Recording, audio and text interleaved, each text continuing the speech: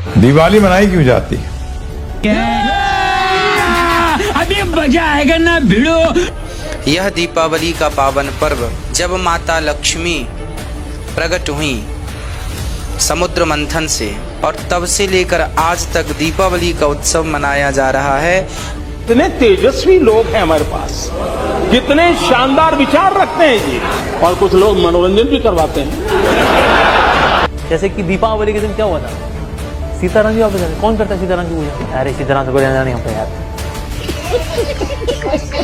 दिवाली मनाई क्यों जाती है, आज इसी सवाल को विस्तार से क्लियर करने के लिए हम आपके बीच दो संतों के आध्यात्मिक विचार लेकर आए हैं। इस आध्यात्मिक ज्ञान चर्चा में एक तरफ हैं अनिरुद्ध आचार्य जी महाराज और दूसरी तरफ हैं संत रामपाल जी महाराज। इन आध्यात्मिक संतों में किसका ज्ञान सर्वोत्तम है, कमेंट करके हमें अपनी राय अवश्य दें। अगर इस चैनल पर आप पहली बार आए हैं तो फटाफट से वीडियो को लाइक और चैनल को सब्सक्राइब जरूर कर दें। तो चलिए वीडियो शुरू करते हैं। दीपावली का त्योहार क्यों मनाया जाता है बताओ? हर त्योहार को मनाने के पीछे कारण है। बताओ दीपावली क्यों मनाया जाता है? बताओ क्यों? राम जी वनवास से आए, यही आप लोग जानते हैं, जबकि ये जानकारी बिल्कुल गलत है। हम लोगों ने दीपावली का निबंध भी लिखा है हिंदी में, उसमें यही लिखना पड़ता है दीपावली क्यों मनाई जाती है। उस दिन राम जी रावण को मार के आए, इस दिन दीपावली मनाई जाती है। ये निबंध हम लोगों ने लिखा है, मैंने भी लिखा है। निबंध आता है ना हिंदी में, दीपावली पे निबंध लिखो, होली पे निबंध लिखो, हमने भी लिखा है। पर जब हमने शास्त्रों को पढ़ा तब ये बात गलत हो गई। किसी भी ग्रंथ में रामचरितमानस पढ़ो, वाल्मीकि रामायण पढ़ो, किसी भी ग्रंथ में ये वर्णन नहीं है कि भगवान राम दीपावली के दिन वापस आए हैं। एक छोटी सी बात मैं आपको बताऊं, दीपावली का त्योहार क्यों मनाया जाता है, भारत के 99% लोग नहीं जानते। 1% आदमी जानता है बस। सबको यही पता है राम जी वनवास से वापस आए थे। आज सही जानकारी आप तक पहुंचाता हूं। भगवान श्री राम दीपावली के दिन वापस नहीं आए। अब पूछो क्यों? मैं उदाहरण प्रमाण के साथ, पंडित ज्वाला प्रसाद जी राम जी के वनवास जाने की तारीख और राम जी के वनवास से आने की तारीख भी निश्चित की है। बंबई छापा की रामचरितमानस पढ़ेंगे, पंडित ज्वाला प्रसाद हुए हैं विद्वान, उन्होंने सब बातें लिखी हैं। अब देखो दीपावली के दिन बात सेट नहीं हो रही है। कैसे सुनना, राम जी ने रावण को मारा कब? आपके हिसाब से कब मारा? दशहरा को। आपके हिसाब से दशहरा इसलिए मनाया जाता है क्योंकि उस दिन रावण मरा। ये बात भी गलत है। रावण दशहरा को नहीं मरा। अब आप कहेंगे महाराज जी वे सही क्या है? सही बताता हूं। यह दीपावली का पावन पर्व आप जानते हैं कब से मनाया जा रहा है? जब माता लक्ष्मी प्रकट हुई समुद्र मंथन से, और जब वो वैकुंठ गई तो भगवान के गले में माला पहनाया। तो जो वैकुंठवासी थे, जो वैकुंठ में रहने वाले भगवान के परम भक्त लोग थे, उन्होंने देखा कि आज लक्ष्मी जी आई हैं और भगवान नारायण के गले में माला पहना रही हैं, एक दूसरे से मिल रहे हैं, विवाह हो रहा है एक दूसरे से। तो सभी वैकुंठ वासियों ने अपने अपने घरों में दीप जला करके और भगवान लक्ष्मी नारायण के विवाह का उत्सव मनाया।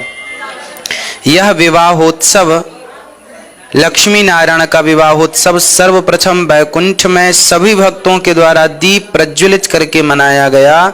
उसके बाद वह उत्सव उन्हीं भक्तों के द्वारा, जब वह भक्त किसी न किसी रूप में जो वैकुंठ में थे, वह किसी न किसी रूप में जब वो इस मृत्यु लोक में आए तो उन्होंने यहाँ इस मृत्यु लोक में उत्सव चालू किया, और तब से लेकर आज तक दीपावली का उत्सव मनाया जा रहा है। यह उत्सव सर्वप्रथम वैकुंठ में मनाया गया था। ये उत्सव जो हम मनाते हैं यह वैकुंठ का उत्सव है। इसे वैकुंठोत्सव भी कहते हैं, दीपोत्सव भी कहते हैं, दीपावली भी कहते हैं।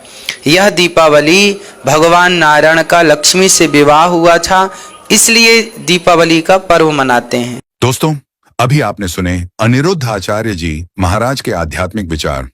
आइए अब सुनते हैं संत रामपाल जी महाराज के आध्यात्मिक विचार। जैसे त्योहार आते हैं, कोई बात हुई, वो व्रत के खर्चे, ये त्योहार मनाते हैं दिवाली का, दीपावली। ये किस लिए मनाते हैं कि भगवान श्री राम सीता जी को लेकर घर लौटे थे, और फिर चलो पहले तो देसी घी के दीप जलाए जाते थे, हवन हो जाता था, वो भी बढ़िया बात थी। लेकिन एक दिन हवन कर देने से बात नहीं बनती।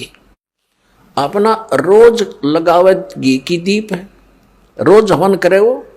और जब सीता जी को घर से निकाला, फिर भी मनाओ तुम उसने, फिर भी दिवाली मना रहे हो। सीता तो घर से निकाल दी गई थी जिसके आने की खुशी में, और वो दीप जलाए गए थे, और फिर वो निकाल दी करते। वो तो दुखी हुई, वहां जंगल में टाइम पास करा बेचारी ने सह परिवार। और श्री राम घर पे, परिवार उसका जंगल में, चाहे राजा के कुछ भी बना रहो, एक छोटे से नगर का राजा, अयोध्या का राजा था, चाहे राष्ट्रपति बने जाए पूरी पृथ्वी का, जिसका परिवार कहीं रहा, कहीं वो जीव सुखी हो सकता है, और फिर भी दिवाली मनावें और दीप जलावें। तो इस तरह की जो क्रियाएं हैं ये परंपरा है, सूझबूझ का कार्य नहीं है।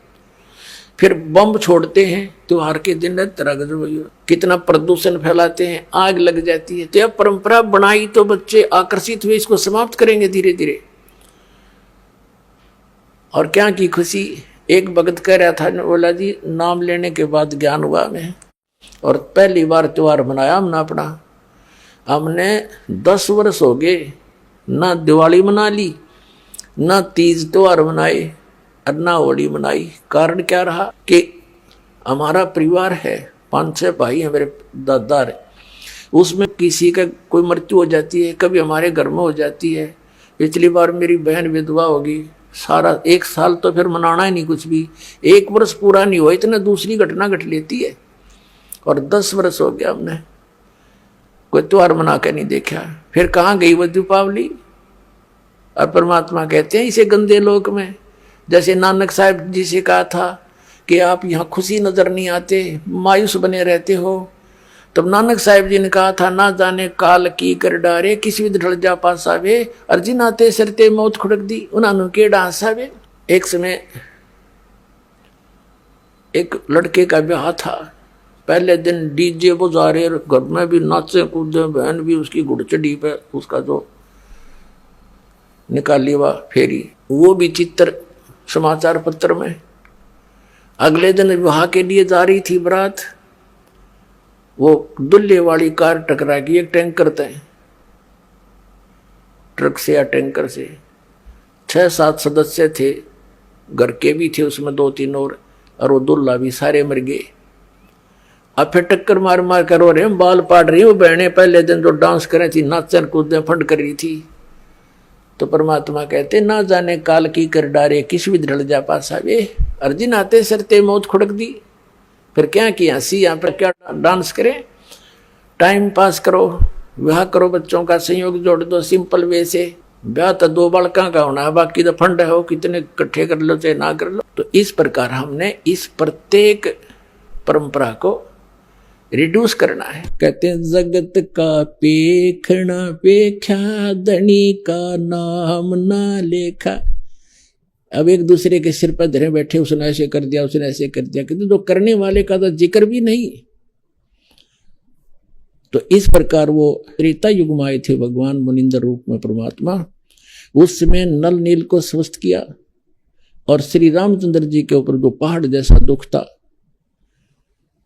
वो पुल बनवाया।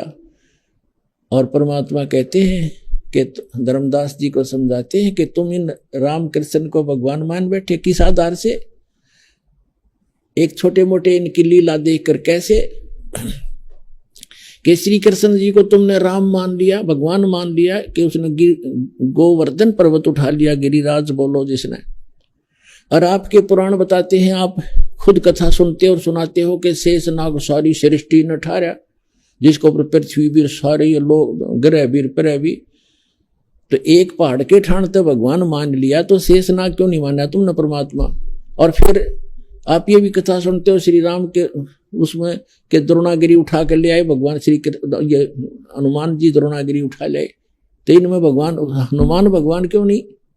क्या बताते हैं कि गोवर्धन श्री कृष्ण धारो और द्रोणगिरी हनुमंते, शेष नाग सब सृष्टि उठारा, इनमें कौन भगवंते। फिर क्या बताते हैं, कहते हैं समुद्र पाट लंका गयो, वो सीता को भरता रे, और अगस्त ऋषि ने ये सातों पी लिए, इनमें कौन करता रे। एक अगस्त ऋषि वे हैं जिनमें ऐसी सिद्धि थी कि उन्होंने एक घूंट में सातों समुद्रों को पी लिया था, खत्म खाली कर दिया था इसको, फिर प्रार्थना करी तो वापस उसको छोड़ा था।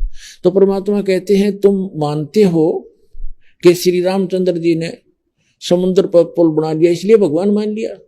कहते अगस्त ऋषि ने सातों पी लिए थे, वो क्यों ना भगवान माना? फिर कहते काटे बंधन विपत में, कठिन कियो संग्राम, चिन्हो रे नर प्राणिया, ये गरुड़ बड़ो के राम। ओए होए, कहते तुम्हारा भगवान श्री रामचंद्र जिसको तुम भगवान मानते हो, वो तो नागफास में आ गए थे सारी सेना सब समेत, और गरुड़ ने आकर तुम्हारे भगवान का बंधन काटा था श्री राम का। तो गरुड़ बड़ा हुआ, तुम्हारा श्री राम बड़ा हुआ, कुछ तब बुद्धि तो काम ले लो। भजन करो उस रब को जो दाता है कुल सबका, भजन करो उस रब को जो दाता है कुल सबका, वो है कबीर इज गॉड, धानक रूप रहा करतार, अनंत कोट ब्रह्मांड का, एक रति नहीं भार, और सतगुरु पुरुष कबीर है ये कुल के सरदनार। हम सुल्तानी नानक तारे दादू को उपदेश दिया, जात जुलाहा भेद नहीं पाया, वो काशी माए कबीर हो। बोलो सतगुरुदेव।